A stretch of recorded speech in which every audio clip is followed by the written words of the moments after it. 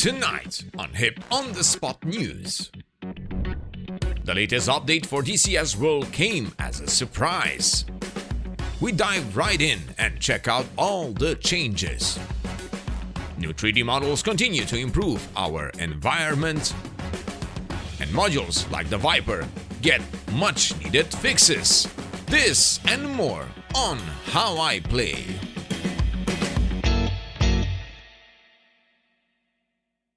This video is sponsored by Next Level Racing. Get their products using our discount link. Hello virtual pilots, I'm Andre Celesti, and tonight we are going to talk about the latest update in DCS World. And what a surprise we got! On the 24th of December, we got an update. And it wasn't just a short patch or needed fix, it was a full-blown update introducing new things, fixing a long list of bugs, and bringing needed changes to modules and maps. Even though I jumped right up and made a script in order to record the show, my guests arrived, and the Christmas celebrations took priority. Until today. But before we move on with the show, I want to thank everyone who shared their warm thoughts with us during this special night video. It really made my holiday more bright and joyful. Thank you. And now, it's time to check out the patch notes and changes to DCS World. I don't know if this will be the last update of the year, but if it is, it's definitely a good and needed one for now. And we start with the mentioned high-fidelity 3D model pack for aircraft and ground vehicles. It is specified as a free pack, and at first glance, some of these models were already in the game. Granted, they were updated with new textures and details, like the bombers and tankers, but at closer look, the rivets and textures look even more detailed, and most likely now they are complete and ready with a final touch. Now, if you ask me, they look awesome and makes me think about the future possibility of a full-fidelity tank module with multi-crew, VR support, and a lot of fancy new gameplay possibilities. I know, I must be dreaming. But with that being said, we look forward seeing more ground and air assets getting a high-fidelity touch, but later, after many other core and more important things are updated and introduced. For DCS Core changes, we got a nice list with a new spotting dots option, which is replacing the improved spotting dots one with new settings to be able to set them off completely or auto for a dot size calculation based on monitor and VR hardware. And last, two options for size 1 and 2. Also, settings can be added to the mission editor as well. Nice! Moving on, they added a new sound for mortar, cannons, and shell sonic boom. For AI, there are a number of changes and fixes. One of them is for the KC-135. During normal flight, they made sure the aircraft maintains 25 degrees angle of bank for every turn. For weapons, many G-limit settings were adjusted, with upgrades to seekers and smoke transparency tuning, plus the air-to-air IR missiles now take into account the transparency and density of fog when calculating the visibility range of a target. Immersive.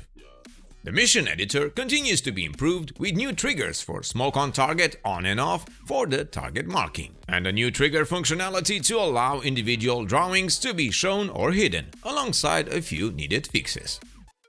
Moving on with modules, the Viper HUD got some improvements to its refresh rate, fixing airspeed, altitude, and acceleration values at a set refresh rate, and a much-needed fix for an excess power issue reported by the community and confirmed by ED. Currently, they have adjusted the left edge excessive energy loss and continue to work on the right edge that will be fixed in a future update. Oh, and users will be pleased to know that the yaw roll input on landing has been fixed. For the Hornet, we have a few fixes, with a crash on weapons avionics, and they added grayscale on map ground radar.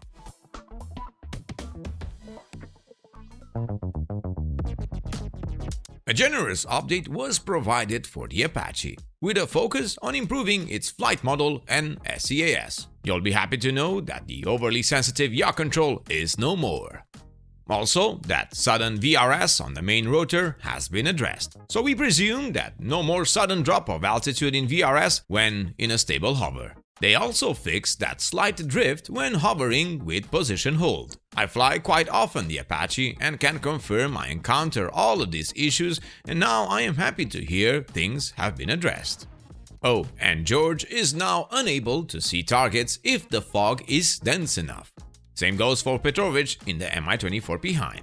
Nice. An important fix to the Hind, reported by users on the forum, is that you were able to fire rockets while the fire control switch was set to off. Not anymore. Sticking with helicopters, the Chinook gets the trimmer options with hat on stick plus windshield wipers when in rough weather and needing a clear view while providing aid on the battlefield. They also improved the dash, crew animations, and further work on the CDU pages. For the Supercarrier, they fixed the dynamic spawns that were placing you on top of other players. Aw, so much fun that was. Not anymore.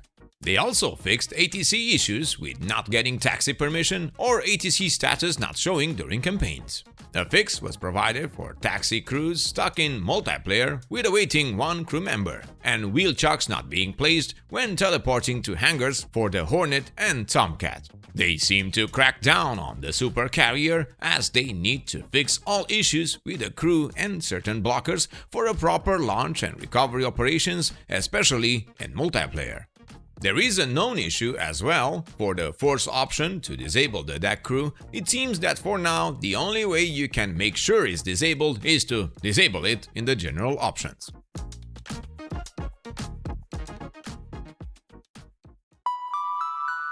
For maps, we got the South Atlantic map, now wearing winter textures just in time for the holidays, providing ultra-high detail around the Falkland Islands, and they also made further enhancements to ground vegetations, delivering a more realistic look and feel across the entire map. Meanwhile, the Kola map by Orbix gets 2 new airfields and improvements to existing ones with Takan and towns. They also enhanced the terrain visual quality for lower levels. All in all, these are the major changes and improvements with the latest update on the 24th of December 2024. I really wish we would have been able to report it right after, but I hope everyone understands that we had to delay past the Christmas days right until today. Meanwhile, we still have the Iraq map review coming up, working diligently since we got the map thanks to Edie in support of our channel, so stay tuned for that as well. I thank you all for watching our video until the end.